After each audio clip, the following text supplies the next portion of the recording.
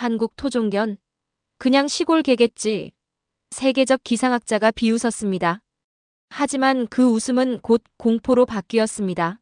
밤중에 울린 절박한 지짐소리, 그리고 10분 후 산을 뒤덮은 끔찍한 눈사태.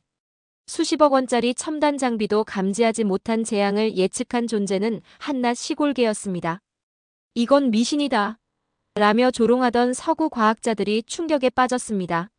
한국이 수천 년간 무시해온 토종 삽살개의 기상 예측 능력, 과학의 상식을 완전히 뒤엎은 충격적 실험 결과. 과연 무엇이 그들의 코웃음을 무릎 꿇게 만들었을까요? 지금 바로 확인하세요. 안녕하세요. 저는 미국 기상청에서 12년째 일하고 있는 마이클 하퍼입니다. 제가 왜 이런 사연을 보내게 됐는지 제 경험을 한번 들어보시겠어요? 2023년 11월의 어느 추운 날이었어요. 저는 사무실에서 평소처럼 위성 데이터를 분석하고 있었습니다. 창밖으로는 눈이 내리고 있었고 동료들은 커피를 마시며 다음 주 기상 패턴에 대해 토론하고 있었죠. 그때 제 컴퓨터에 한국 기상청에서 온 이메일 한 통이 들어왔어요. 처음엔 그냥 국제 교류 프로그램인가 싶었는데 내용을 읽어보니 좀 특이했습니다. 강원도 대관령 관측소의 한 마리 개가 기상 변화를 예측한다는 거였어요. 그것도 최신 기상 장비보다 더 정확하게요. 솔직히 말해서 저는 웃고 말았어요. 동료에게 보여주며 이거 봐, 개가 기상 예측을 한대 하고 농담을 던지고 있었죠. 12년 동안 최첨단 장비로 기상을 연구해온 제가 어떻게 개의 예보를 믿을 수 있겠어요? 슈퍼컴퓨터와 인공위성, 고성능 레이더로도 완벽하게 예측하기 어려운 기상 현상을 말이죠. 이메일을 지우려다가 문득 혹시라도 하는 생각이 들었어요. 과학자로서의 호기심이 발동한 걸까요? 그래서 결국 초청을 수락했습니다. 한 달 후, 저는 15시간의 비행 끝에 인천공항에 도착해 있었어요. 김민수라는 한국 연구원이 환한 미소로 저를 마중 나와 있었죠. 그는 유창한 영어로 저를 반겨주고 있었습니다. 공항에서 나와 그와 함께 차를 타고 대관령으로 향했어요. 3시간 넘게 달리는 동안 차창 밖으로는 눈 덮인 산과 깊은 숲이 끝없이 펼쳐지고 있었습니다. 도시의 빌딩 숲에서만 살아온 제게는 신선한 충격이었죠. 하퍼 박사님, 어떻게 개가 기상을 예측한다는 건지 궁금하시죠? 김민수 씨가 물었어요. 네, 정말 궁금해요. 솔직히 좀 믿기 어렵네요. 제가 대답했습니다. 그는 미소를 지으며 직접 보시면 이해하실 겁니다. 우리도 처음엔 믿기 힘들었으니까요 라고 말하고 있었어요. 저는 여전히 속으로 의심하고 있었지만 그래도 어딘가 기대감은 있었습니다. 날이 어두워질 무렵 우리는 대관령 기상 관측소에 도착했어요. 예상했던 것보다 소박한 건물이었습니다. 미국의 최첨단 시설과는 비교도 안 될 정도로 작고 소박했죠. 하지만 들어가 보니 기본적인 장비들은 잘 갖춰져 있었어요. 김민수 씨가 관측소 내부를 안내하는 동안 저는 속으로 이게 뭐 하는 짓인가, 여기까지 온 내가 바보 같다는 생각을 하고 있었습니다. 저녁 식사 후 김민수 씨가 저를 관측소 뒤뜰로 안내했어요. 그때였습니다. 갑자기 하얀 무언가가 제 시야에 들어왔어요. 달빛 아래 곰처럼 풍성한 털, 눈가를 가린 긴 털을 가진 개가 저를 뚫어지게 바라보고 있었습니다. 아, 삽살개 하늘이를 보신 거군요. 김민수 씨가 웃으며 말했어요. 우리나라 토종견입니다. 제 반려견이에요. 이름은 구름이라고 하죠. 하늘이는 신중하게 저를 살피더니 조용히 한 바퀴 돌고는 다시 관측소 쪽으로 향했어요. 그 모습이 왠지 위험이 있어 보였습니다. 처음에는 그저 귀여운 시골개 정도로만 생각했어요. 그런데 그때는 몰랐죠. 이 만남이 제 과학자로서의 세계관을 완전히 바꿔놓게 될 줄은요. 첫날 밤, 저는 작은 게스트룸에서 노트북을 켜고 삽살개에 대해 검색하고 있었어요. 신라시대부터 이어져 온 역사, 천연 기념물로 지정된 과정, 그리고 특유의 지능에 대한 기록들. 점점 더 궁금증이 커져가고 있었죠. 이 개가 정말 기상 변화를 예측할 수 있다면 그건 정말 놀라운 일이 될 것 같았습니다. 창밖으로는 하얀 눈이 소리 없이 내리고 있었고 멀리서 하늘이의 낮은 울음소리가 들려왔어요. 이상하게도 그 소리가 마치 오래된 친구의 인사처럼 편안하게 느껴졌습니다. 마치 뭔가 중요한 메시지를 전하려는 것처럼요. 잠들기 전 저는 내일부터 어떤 관찰을 해볼지 계획을 세우고 있었어요. 과학자로서 객관적인 데이터를 모아야 했습니다. 하지만 한편으로는 이 모든 게 시간 낭비가 아닐까 하는 의구심도 들고 있었죠. 한국에서의 첫날 밤, 저는 이미 이 특별한 개의 매력에 빠져들고 있었나 봅니다. 그리고 이건 시작에 불과했죠. 제가 앞으로 보게 될 믿기 힘든 일들의 시작이었습니다. 그 누구도 심지어 저 자신조차도 예상하지 못했던 놀라운 발견의 여정이 시작되고 있었어요. 그 누구도 심지어 저 자신조차도 예상하지 못했던 놀라운 발견의 여정이 시작되고 있었어요. 그리고 그 여정의 첫 번째 놀라운 순간은 제가 대관령에 도착한 지 이틀 후에 찾아왔습니다. 새벽 4시, 저는 깊은 잠에 빠져 있었어요. 밖에서는 눈이 소리 없이 내리고 있었고 관측소는 고요함에 잠겨 있었죠. 그런데 갑자기 문을 긁는 소리와 함께 낮은 울음소리가 들려왔습니다. 처음에는 꿈인 줄 알았어요. 하지만 소리가 점점 커지고 있었죠. 잠에서 깨어나 보니 하늘이가 제 방문을 긁고 있었어요. 눈빛이 평소와 달랐습니다. 불안해 보이면서도 뭔가 전하려는 듯한 눈빛이었죠. 저는 잠옷차림 그대로 문을 열었어요. 왜 그래, 하늘아? 제가 물었지만 하늘이는 제 바지를 물고 복도 쪽으로 이끌고 있었습니다. 저는 하늘이를 따라 관측실로 향했어요. 김민수 씨도 하늘이의 소리에 깨어나와 있었죠. 우리는 모든 기상 장비를 확인했습니다. 기압계, 풍속계, 습도계. 모든 수치는 정상이었어요. 레이더 화면에도 특별한 이상은 보이지 않고 있었습니다. 이상하네요. 하늘이가 이렇게 행동한 적은 처음이에요. 김민수 씨가 고개를 갸우뚱하며 말했어요. 하지만 하늘이는 계속해서 현관문 쪽으로 우리를 이끌고 있었습니다. 마치 빨리 나가봐야 해라고 말하는 것 같았어요. 호기심에 우리는 두꺼운 점퍼를 걸치고 밖으로 나갔죠. 밖은 고요했어요. 눈은 부드럽게 내리고 있었고 바람도 거의 없었습니다. 그런데 하늘이는 계속해서 불안한 모습을 보이고 있었어요. 귀를 쫑긋 세우고 공기를 킁킁 맞더니 갑자기 산 쪽을 향해 짖기 시작했습니다. 뭐가 문제인 걸까요? 제가 김민수 씨에게 물었어요. 그때였습니다. 갑자기 바람이 거세게 불기 시작했어요. 처음에는 가벼운 바람이었는데 10분도 안 되어 강풍으로 변했습니다. 그리고 폭설이 쏟아지기 시작했어요. 순식간에 시야가 5m도 안 보일 정도로 하얗게 변했죠. 우리는 서둘러 관측소로 돌아왔어요. 레이더를 다시 확인했지만 여전히 특별한 징후는 보이지 않고 있었습니다. 이런 급격한 기상 변화를 포착하지 못한 거죠. 이게 바로 하늘이가 감지한 거예요. 김민수 씨가 말했어요. 저희 장비로는 미처 파악하지 못한 변화를요. 저는 믿기지 않았어요. 하지만 눈앞에서 벌어진 일은 분명했습니다. 하늘이는 최첨단 기상 장비보다 먼저 폭설을 감지했어요. 과학자로서 저는 즉시 이 현상을 기록하기 시작했습니다. 그날부터 저는 24시간 하늘이의 행동을 관찰하기 시작했어요. 작은 수첩에 시간대별로 하늘이의 모든 행동과 그에 따른 기상 변화를 꼼꼼히 기록하고 있었습니다. 특히 귀를 기울이고 코를 들어 공기를 맞는 행동에 주목했어요. 일주일이 지나자 놀라운 패턴이 보이기 시작했습니다. 하늘이가 귀를 세우고 코로 공기를 맡을 때는 6시간 이내에 기압이 급락했어요. 관측소 주변을 안절부절 못하며 돌아다닐 때는 4시간 이내에 습도가 85% 이상으로 올라갔고요. 그리고 밤새 문을 긁고 짖을 때는 100% 확률로 폭설이 왔습니다. 이건 정말 과학적으로 설명이 가능한 현상일까요? 저는 밤늦게까지 데이터를 분석하며 김민수 씨에게 물었어요.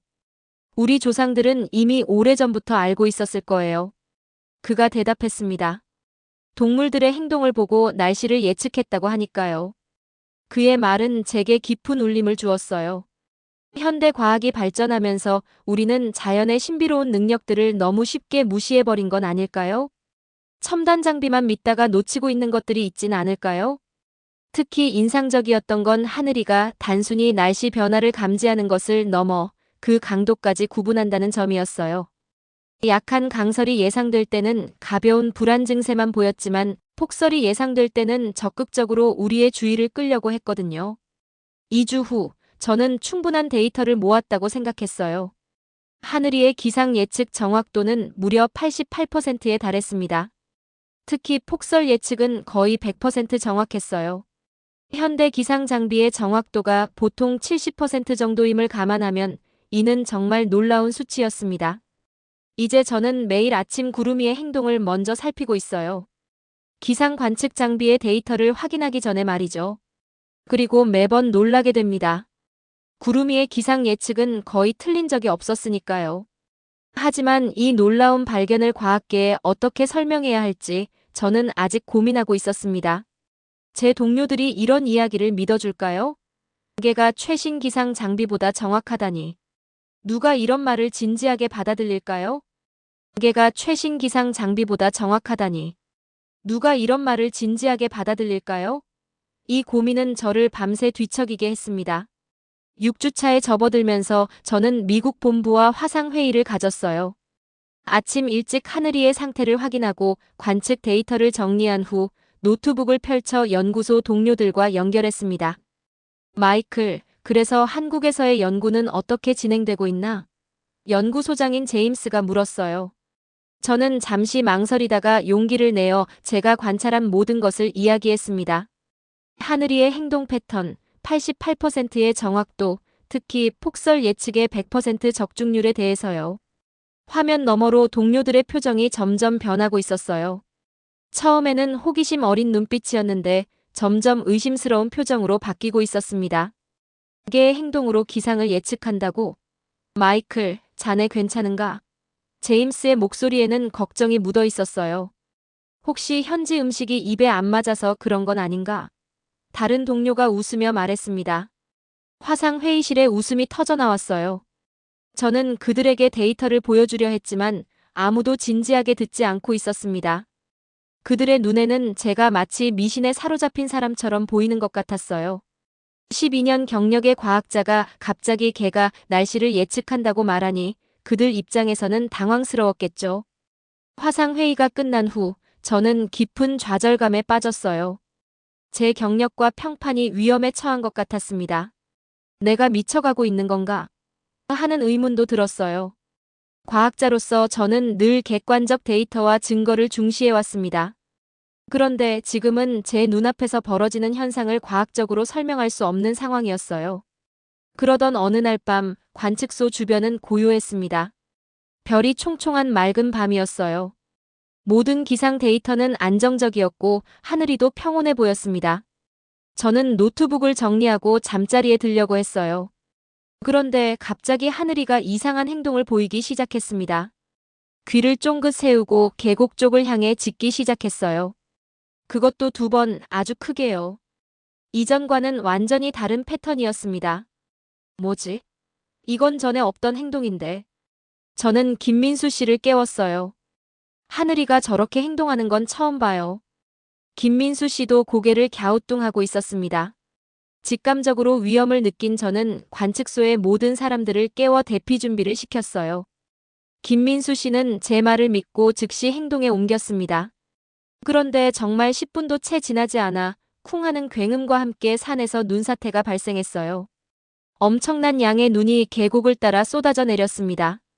다행히 관측소 건물은 조금 높은 지대에 있어 피해를 면했어요. 하지만 하늘이의 경고가 없었다면 그 결과는 상상하기도 싫었습니다. 어떻게 하늘이가 알았을까요? 저는 충격에 빠져 물었어요. 초저주파요. 김민수 씨가 대답했습니다. 눈사태가 발생하기 전에 산에서 우리 귀로는 들을 수 없는 아주 낮은 주파수의 소리가 났을 거예요. 하늘이가 그걸 들은 거죠. 이 사건은 저를 깊은 고민에 빠뜨렸어요. 우리의 과학이 놓치고 있는 것은 무엇일까? 첨단 장비에만 의존했던 제 방식이 잘못된 것일까? 자연은 우리가 미처 알지 못하는 방식으로 서로 소통하고 있는 건 아닐까? 눈사태 사건 이후 저는 하늘이에 대한 연구를 더욱 심화시켰어요. 이제는 단순히 행동을 관찰하는 것을 넘어 그 행동의 메커니즘을 이해하려고 노력하고 있었습니다. 특히 하늘이의 청각과 후각 능력에 주목했어요. 실험 결과 하늘이는 인간보다 약 40배 민감한 후각을 가지고 있었습니다. 공기 중 미세한 습도 변화와 기압 변화에 따른 공기 입자의 변화를 감지할 수 있었어요. 또한 청각은 인간이 들을 수 없는 초저주파 이하까지 감지할 수 있었죠. 이걸 어떻게 과학계에 설명할 수 있을까요? 저는 김민수 씨에게 물었어요. 데이터로 보여주세요. 그가 간단히 대답했습니다. 과학은 결국 관찰과 증명의 학문이니까요. 그의 말은 제게 용기를 주었어요. 맞아요. 과학자로서 제가 할 일은 이 현상을 객관적으로 관찰하고 기록하는 것이었습니다. 비록 지금은 설명하기 어려운 현상일지라도 충분한 데이터가 쌓이면 언젠가는 과학적으로 이해할 수 있을 거예요. 눈사태 이후 3주가 지났을 때 저는 충분한 자신감을 가지고 다시 한번 미국 본부와 화상회의를 가졌습니다. 이번에는 철저히 준비했어요. 3개월간의 데이터, 그래프, 영상 기록까지 모두 준비했죠. 이게 맞아요. 제가 직접 눈으로 봤습니다. 저는 연구소 전체 회의에서 단호하게 말했어요. 그리고 눈사태 사건을 포함해 지금까지의 모든 관찰 결과를 차분히 설명했습니다. 동료들의 표정이 조금씩 변하기 시작했어요. 여전히 의구심을 품은 눈빛이었지만 이제는 적어도 제 말을 경청하고 있었습니다. 첫 번째 질문이 나왔어요. 삽살개의 후각이 어떻게 기압 변화를 감지할 수 있는 거지? 삽살개의 후각이 어떻게 기압 변화를 감지할 수 있는 거지? 첫 번째 질문이 나오자 저는 안도의 한숨을 내쉬었어요. 적어도 이제 그들이 제 연구를 진지하게 생각하기 시작했다는 신호였으니까요. 저는 준비해온 자료를 하나씩 설명하기 시작했습니다. 삽살개의 후각은 단순히 냄새를 맡는 것이 아니에요. 공기 중 미세한 입자의 변화, 특히 습도와 기압 변화에 따른 분자 구성의 차이를 감지할 수 있습니다. 우리가 냄새가 없다고 느끼는 공기 속에도 수많은 정보가 있어요. 하늘이는 그 정보를 읽어내고 있었던 거죠. 초반의 비웃음은 점차 진지한 질문으로 바뀌었어요. 그 초저주파 감지 능력을 우리 장비에 적용할 수 있을까? 다른 개들도 이런 능력이 있나? 한국의 삽살개만의 특별한 능력인가? 질문이 쏟아지면서 회의는 예정된 시간을 훌쩍 넘겼습니다. 마지막에는 제임스 소장이 직접 나서서 말했어요. 마이클, 자네 연구가 흥미롭군. 더 구체적인 데이터를 모아보게. 우리도 여기서 비슷한 연구를 시작해 볼 테니 계속 정보를 공유하도록 하지. 그 말은 제게 큰 힘이 되었어요. 드디어 제 연구가 인정받기 시작한 거니까요. 화상회의가 끝난 후 저는 김민수 씨에게 좋은 소식을 전했습니다. 그들이 관심을 보이기 시작했어요. 이제 우리 연구를 확장할 수 있겠어요. 김민수 씨는 기쁜 듯 웃으며 고개를 끄덕였어요. 좋은 소식이네요. 다음 단계로 무엇을 계획하고 계신가요? 저는 잠시 생각에 잠겼다가 대답했습니다. 다른 삽살개들도 비슷한 능력이 있는지 확인해 봐야 할 것 같아요. 그리고 이 능력을 어떻게 우리 예보 시스템에 통합할 수 있을지도 고민해 봐야겠고요. 그렇게 우리의 연구는 새로운 단계로 접어들었어요. 한국 기상청의 협조를 얻어 다른 지역의 삽살개들도 조사하기 시작했습니다. 놀랍게도 대부분의 삽살개들이 기상 변화에 민감하게 반응했어요. 물론 하늘이만큼 정확하진 않았지만 분명히 일반 개들보다는 뛰어난 감지 능력을 보였습니다. 더 흥미로운 발견은 삽살개들이 어릴 때부터 훈련을 받으면 이 능력이 더욱 발달한다는 사실이었어요. 마치 타고난 재능을 연마하는 것처럼요. 우리는 기상청과 협력하여 동물 감지를 활용한 보안 예보 플랫폼이라는 새로운 프로젝트를 시작했습니다. 프로젝트가 시작된 지 2달 만에 첫 번째 성과가 나타났어요. 강원도 산간 지역의 작은 관측소 3곳에 삽살개를 배치했는데 모두 레이더로 포착하지 못한 돌발 기상 현상을 성공적으로 예측했습니다. 특히 산간 지역의 갑작스러운 폭설과 안개 발생을 예측하는데 탁월한 성과를 보였어요. 한국 기상청은 이 결과를 바탕으로 정식으로 삽살개 기상 감지 시스템을 도입하기로 결정했습니다. 삽살개의 행동을 24시간 모니터링하고 이를 기존의 기상 예보 시스템과 통합하는 방식이었어요. 이 소식은 전 세계 기상학계에 작은 파문을 일으켰습니다. 미국으로 돌아온 후 저는 우리 연구소에도 비슷한 시스템을 제안했어요. 처음에는 여전히 회의적인 시선이 있었지만 한국의 성공적인 사례를 보며 점차 관심을 보이기 시작했습니다. 특히 자연재해가 빈번한 지역에서는 기존 시스템의 한계를 보완할 수 있는 새로운 방안으로 주목받았어요.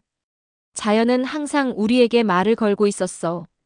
우린 그저 듣는 법을 잊었을 뿐이야. 이제 이 말은 제 연구의 모토가 되었습니다. 우리는 너무 오랫동안 기계와 첨단 장비만 믿어왔어요. 그러다 보니 자연이 전하는 미묘한 신호들을 놓치고 있었던 거죠. 오늘날 저는 연구소에서 생체 기상 감지 시스템 개발팀을 이끌고 있어요. 우리는 삽살개뿐만 아니라 다른 동물들의 기상 감지 능력도 연구하고 있습니다. 새, 고양이, 심지어 곤충들까지요. 자연은 우리가 미처 생각하지 못했던 방식으로 이미 기상 변화를 감지하고 있었다는 걸 이제야 깨닫고 있는 거죠. 한국에서의 경험은 제 인생과 과학자로서의 관점을 완전히 바꿔놓았어요. 때로는 첨단 기술보다 자연에서 더 많은 것을 배울 수 있다는 중요한 교훈을 얻었습니다. 아직도 제 책상 위에는 하늘이와 함께 찍은 사진이 놓여 있어요. 과학적 한계에 부딪혔을 때마다 그 사진을 보며 다시 생각해보곤 합니다. 자연은 어떻게 이 문제를 해결했을까? 하늘이는 저에게 단순한 연구 대상이 아니었어요. 새로운 시각, 새로운 가능성을 보여준 스승이었습니다. 그리고 그 가르침은 이제 전 세계 기상학의 새로운 흐름으로 자리 잡아가고 있어요. 우리가 자연에 겸손하게 귀 기울인다면 아직 발견하지 못한 수많은 비밀을 배울 수 있을 거예요. 저는 그 여정의 시작점에 하늘이가 있었다는 사실을 항상 감사하게 생각합니다. 오늘의 사연은 여기까지입니다. 첨단 과학이 발전한 현대 사회에서도 우리는 잊고 있는 소중한 가치가 있습니다. 수천 년 동안 우리 조상들은 자연과 교감하며 살아왔고 삽살개와 같은 동물들의 본능적 지혜를 존중했습니다. 이 이야기는 단순한 개의 능력을 넘어 우리가 잊고 있던 자연의 신호에 귀 기울이는 겸손함의 중요성을 일깨워줍니다. 때로는 최첨단 기술보다 더 정확한 답을 자연이 알려주고 있는지도 모릅니다. 우리의 전통 속에 숨겨진 지혜, 그리고 자연과의 조화를 다시 한번 생각해보는 시간이 되셨기를 바랍니다. 지금까지 긴 영상 시청해주셔서 감사합니다. 다음 영상에서 찾아뵙겠습니다. 더 재미있고 유익한 영상을 원하신다면 구독, 좋아요, 알림 설정 부탁드리겠습니다.